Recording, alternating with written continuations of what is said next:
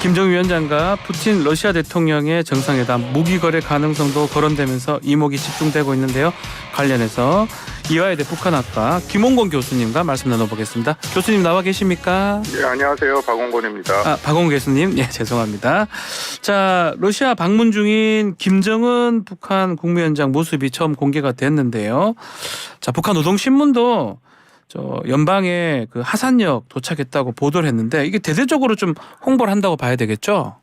그렇습니다. 오늘 그 아침에 북측에서 이 입장이 나왔는데요. 네. 자세하게 지금 계속 이동 중인 것 같고 아직 최종 목적지로 가진 않은 것 같습니다. 네. 다만 북한에서 발표된 내용들을 보면 나름대로 의미를 찾고 있죠. 특히 네. 이번 그 방문이 중국과 러시아의 전략적 관계를 강화하고 그만큼 전략적 중요성을 부과하고 있다. 네. 그런 얘기를 하고 있습니다. 그래서 네. 큰 틀에서 이번 그 방러의 의미는 이미 밝혀졌다고 생각합니다. 전략적 중요성을 뚜렷이 보여주는 것이다. 이 부분은 어떤 의미로 우리가 해석을 해야 됩니까? 이번 방러는 제 생각에 네. 큰 틀에서 두 가지인데요. 예. 하나는 상징적인 의미가 저는 상당히 크다라고 생각합니다. 아하. 왜냐하면 북한이나 러시아나 둘 다 국제사회에 고립되어 있는 것은 분명하고 네. 그렇기 때문에 그 두 국가가 서로 연대하는 모습을 통해서 이 고립을 좀 탈피하겠다라는 모습이 있는 것이고요. 네. 두 번째는 실질적인 협력 분야인데 그 협력 분야가 사실상 안보, 군사 쪽에 맞춰져 있다라는 것이죠. 예. 그래서 전략적이다라는 표현이 나왔다고 생각합니다. 예. 자, 오늘 김정은 위원장 또 푸틴 러시아 대통령 보스토치니에 있는 우주 기지에서 정상회담을 할 것으로 지금 보이는데요. 지난해에 푸틴하고 벨라루스 대통령이 정상회담 하던 곳 아니겠습니까? 이 우주 기지 회담 의미는 어떻게 봐야 됩니까? 현재로서는 그 가능성이 굉장히 높은 예. 것이다라고 생각이 되고요. 제가 말씀드린 것처럼 이번 북러 정상회담은 상징성이 매우 중요합니다. 상징성. 북한과 러시아가 어떤 분야에서 협력을 하고 어떻게 협력을 할 것이냐라는 것을 보여주는 게 중요한데 그렇다면 역시 만나는 장소도 역시 중요하겠죠. 아하. 그런 면에서 한번 읽어볼 필요가 있다. 예. 말씀하신 보스토치니 우주 그 기지 같은 경우에는 러시아가 2012년부터 건설해서 2016년에 첫 위성 발사를 한 지역입니다. 네. 굉장히 그 대규모의 지역이고 그리고 나름 그 우주 강국으로서의 러시아의 위상을 보여주는 곳이죠. 네. 근데 널리 알려진 것처럼 북한이 우주 개발이라고 얘기를 하는 것도 있지만 대부분은 대륙간 탄도미사일 군사적인 목적의 그런 장거리 로켓을 발사하고 있는데 특히 최근에 같은 경우에는 화성 18을 비롯해서 또 위성이라 해갖고 그 천리마 이령을 쐈습니다만 2번 실패했고 그 나름대로 북한도 위성 군사 정찰 위성이 김정은이 2021년 8차 당대 때 밝힌 5대 핵심 전략 무기 중에 하나입니다. 네. 그러니까 그런 면에서 나름 상징성을 부과하고는 있는데요. 나중에 좀 말씀을 드리겠습니다만 실질적으로 어떤 기술 이전이 이루어질까 그것은 조금 다른 모습이다라고 생각합니다. 그건 좀 아직 지켜봐야 된다. 이 말씀이시네요. 그렇죠. 예. 자, 일각에서는 이 동선이 노출됐기 때문에 정상회담 장소를 바꾼 것이다. 이런 이야기도 있는데 이 말은 어떻게 맞을까요? 이 부분을 좀 많이 그 북한을 바라보는 사람들 입장에서는 좀 당황스럽게 하는 부분이 있는데요. 이른바 이제 북한의 입장에서는 1호 행사, 김정은이 움직이는 행사는 1호 행사라고 부르는데 매우 중요한 1호 행사는 행사. 철저히 비밀로 진행을 하죠. 근데 그간 지난 며칠 동안 우리가 봐왔습니다만 뉴욕 타임스에서 처음에 다 보도가 됐습니다. 그리고 사실 미국 정부가 정보를 줬다라고 볼만할 만큼 자세한 그런 그 동선이 다 나타났죠. 네. 그리고 나서 미 백악관이 그것을 다시 한번 확인을 했고. 네. 그러기 때문에 이럴 경우에 이전 같으면 북한은 뭔가 바꾸거나 아니면 안 가거나 하는데 이번에는 그럼에도 갔다라는 것인데요. 그것을 어떻게 해석해야 되냐면은 저는 북한이 그 최근 작년부터 이런 일종의 자신감을 바탕으로 하는 굉장히 과감한 행동들이 보입니다. 그러니까 이 대표적인 게 작년 연말 그리고 올해 초와 또 올해 하반기에 한미가 연합훈련하는 기간 동안에 최초로 북한이 도발을 했거든요. 작년 하반기부터. 맞습니다. 그리고 얼마 전에 기억하시겠지만 위성 발사를 했는데 그때 한국에서는 을지 그 자유의 방패 훈련이 있을 때인데 심지어는 딸인 김주혜까지 데리고 나와서 당당히 위성을 쐈다. 그러니까 이런 것은 자신들이 갖고 있는 핵에 대한 자신감이 반영이 된 것이다라고 일단은 판단이 됩니다. 자신감이 있는 것이다. 자, 지난 2019년도에 그 동방 경제 포럼에서 푸틴 대통령 만났었는데 이번에도 거기서 만날 수도 있다라고 했는데 이게 여기서 만나지 않는 특별한 이유는 있을까요? 뭐 두 가지 정도라고 예. 생각하는데요. 동방 경제 포럼이라는 것은 일단 다자가 만나는 곳이죠. 거기에 북한이 이전까지 북한의 지도자가 그런 다자 협의체에 간 적은 없습니다. 아하. 왜냐하면 북한이 그 지도자는 스스로를 최고 존엄이라고 얘기하기 때문에 예. 이렇게 다른 뭐 국가의 지도자들과 섞여서 만나지는 않죠. 이제 그런 특징이 있고 두 번째는 잠깐 말씀드린 것처럼 동방 경제 포럼은 경제를 얘기하는 건데 네. 현재 경제 측면에서 북한과 러시아가 협력할 수 있는 것은 상당히 제한된다. 그렇죠. 그러니까 말씀드린 어떤 상징성을 부과하기에는 적절치 않다라는 것이고요. 하나 더 뭐 말씀을 드리면 방금 질문하신 것처럼 이미 이 지역에서 블라디보스토크 동방 경제 포럼 그 중간에 만난다라고 미국이 이미 발표를 했기 때문에 이제 그 미국이 인지전을 한 거죠. 다 보고 있으니까 그거 하지 말아라라는 그런 경고인데 뭐 그런 면도 좀 고려가 되지 않았을까. 그래서 장소를 바꿨다. 뭐 그렇게 볼 여지도 있습니다. 자, 그 긴 거리를 열차로 가는데 열차 속도도 보니까 뭐 시속 50km 정도밖에 안 되고 정말 오랜 시간이 걸리는데 그렇게 꼭 이동을 해야 됩니까? 그 북한의 입장에서는 어쩔 수 없는 부분이 있습니다. 왜냐하면 뭐 가장 빠르게는 역시 비행기 타면 금방 가는데. 그렇죠. 근데 그게 어려운 게 그 북한이 갖고 있는 김정은의 그 전용기 참매 1호라는 게 한 40년 된 낙후된 비행기라서 그 안정성이 보장이 못 된다라는 것이고요. 또 전통적으로 북한의 지도자 같은 경우에는 뭐 김정은은 좀 다르긴 합니다만 열차를 선호하는 것도 있다. 물론 말씀하신 것처럼 굉장히 장시간을 가고 있죠. 이게 10일 오후에 출발을 했다라고 얘기를 했는데 아직까지 도착했다는 소식이 안 들리니까 뭐 3박 4일을 가고 있는 것은 맞습니다. 근데 뭐 기억하시겠지만 지난 2019년 2월 달에 하노이에서 당시 트럼프 대통령을 만날 때 60시간 타고 갔어요. 그거 타고 중국 대륙 거쳐서 왔어요. 다 거쳐서 올 때는 무려 66시간을 또 타고 왔습니다. 뭐 그런 경험도 있으니까요. 자, 이 코로나19 봉쇄되면서 한 4년 5개월 동안 김정은 위원장 밖으로 안 나왔는데 첫 번째를 아마 러시아행으로 선택한 건데 그 가장 큰 배경은 뭐 둘 다 필요했다 이렇게 보시는 거죠? 그렇습니다. 뭐 이게 어떤 정상적인 대외 활동이라기보다는 뭐 양쪽에 다 필요한데 그 필요에 더 필요한 것은 러시아였죠. 그래서 처음에 그 출발하고 나서 러시아와 북한이 거의 동시에 이 뭐 동러 정상회담을 발표를 했는데 그게 둘 다 러시아의 푸틴의 초청에 의해서 간다. 그런 상황입니다. 그래서 현재 뭐 잘 아시다시피 우크라이나 전쟁으로 인해서 러시아가 굉장히 어려움을 겪고 있고 특히 뭐 재래식 전쟁 소모전으로 이루어지고 있으니까 포탄이 많이 필요한데 그 포탄을 공급받을 만한 국가가 사실은 북한밖에 없죠. 그런 굉장히 어려움이 있다라고 생각이 됩니다. 자, 지금 재래식 무기, 포탄이나 뭐 미사일 같은 게 지금 많이 부족하다는 건데 만약에 지금 북한이 이런 재래식 무기를 러시아군한테 제공을 하면 우크라이나 전쟁에서 이 러시아군에게 큰 힘이 되는 겁니까?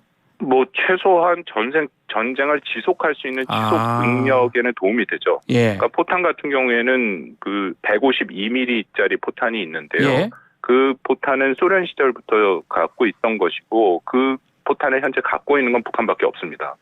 말씀드린 것처럼 우크라이나전이 이 첨단 뭐 러시아라는 게 군사적으로 가장 첨단 국가임에도 불구하고 현재 진행되고 있는 전쟁은 어떻게 보면 거의 1차 세계대전 수준의 참호전처럼 굉장히 그 포격 위주로 돼 있고 또 소모전이 되고 있다라는 거죠. 그렇다면 엄청난 양의 포탄이 필요한데 뭐 우크라이나 같은 경우에는 전 세계가 사실상 거기에 지원을 하고 있는 반면에 러시아 같은 경우에는 뭐 일종의 드론 조금 이란에서 지원하고 있고 나머지는 지원을 전혀 못 받고 있죠.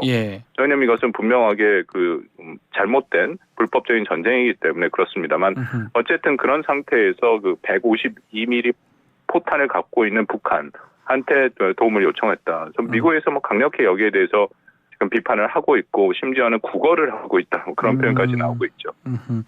자, 그리고 이번에 수행원들을 좀 봐야 되는데 4년 전에는 외교 라인이 주축이 됐다면 이번에는 뭐 재래식 무기, 위성, 핵 추진 잠수함 기술 이 관련 군부 핵심 관계자들이 꾸려져 있습니다. 그게 이제 그런 어떤 일을 하겠다 이렇게 봐야 되는 겁니까? 뭐 수행원의 면면을 보면은 회담의 특징이 드러나는 것은 분명합니다. 그리고 북한에서 발표한 것을 보면 뭐 당정 인사도 있지만 자신들의 무력 일꾼들, 뭐 군에 있는 쪽 인사들이 같이 갔다라고 얘기가 나오고 있고 사진을 보면 뭐 관련된 인사들이 나오고 있습니다. 일단 군서열 1, 2위인 그 이병철 당 중앙군사위 부위원장 가고 얼마 전에 숙청됐다 다시 들어온 박정천 같은 사람들이 갔는데 그 외에도 뭐 무기의 담당자들이 쭉 갔습니다. 근데 조심스러운 게 이들이 갔다라고 반드시 무기 거래가 이루어지느냐 그건 좀 조심스럽게 볼 필요가 있다. 지금 방문하는 도시로 또 하나 얘기되고 있는 게 콤소몰스크나 아무레라는 지역인데요. 이것은 그 주로 조선소와 또 전투기 공장이 있는 곳입니다. 김정일이 여기를 2001년과 2002년에 그 방문을 한 적이 있었거든요. 근데 그 이후에 그렇다고 당시에 러시아가 북한한테 무기를 제공해줬다 그런 사례는 없습니다. 그러니까 제가 계속 말씀이 드리는 게 일단 상징성이 중요하니까 북한과 러시아가 이런 군 관련 인사들을 같이 동원함으로써 자신들이 고립된 상태에서 이런 안보적인 협력을 하고 있다라는 것을 보여주고 싶다라는 것이 가장 큰 목적이지 않을까 일단 그렇게 판단합니다. 일단 상징성.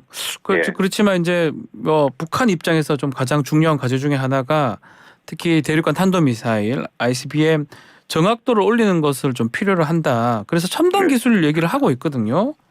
요청은 할 것 같기도 하고요. 어떻습니까? 북한 입장에서. 요청을 할 가능성은 분명히 있죠. 왜냐하면 북한의 입장에서는 위성도 그렇고 특히 2021년에 8차 당대회 때 얘기한 5대 핵심 무기 중에는 원자력 추진 잠수함이 있습니다. 뭐 그것도 있고 그래서 언론에 많이 그런 얘기들이 나오죠. 뭐 그 가능성 완전히 배제할 수 없는데 근데 제가 이해하고 그간 역사적인 사례를 보면 러시아는 소련 시절부터 지금까지 한 번도 이 첨단 무기 체계 기술을 이전한 적이 없습니다. 북한 아무리 동맹국이라고 다른 나라한테 그렇죠. 당시에 뭐 가장 그 가까웠던 중국에게도 사실 뭐 비행기 전투기를 준다 했다 해서 안 줘갖고 이 이후에 한국 전쟁 이후 말씀을 드리는데 중국과 러시아 당시 소련과의 관계가 악화된 이유 중에 하나였거든요. 북한이 러시아가 갖고 있는 무기 체계를 갖고 있는 것은 맞습니다. 그렇지만 그게 러시아가 지원을 해줬다기보다는 북한이 다른 루트로 그런 무기 체계를 갖고 와서 리버스 엔지니어링이라고 불리죠. 역공학을 통해서 그런 무기를 만들어내죠. 그 대표적인 게 북한이 갖고 있다라고 얘기하는 단거리 탄도미사일 KN-23 같은 것인데 그게 형은 그 러시아의 이스칸데르 미사일입니다. 근데 그거를 러시아가 직접 지원해줬다. 뭐 그렇게 들리지는 않거든요.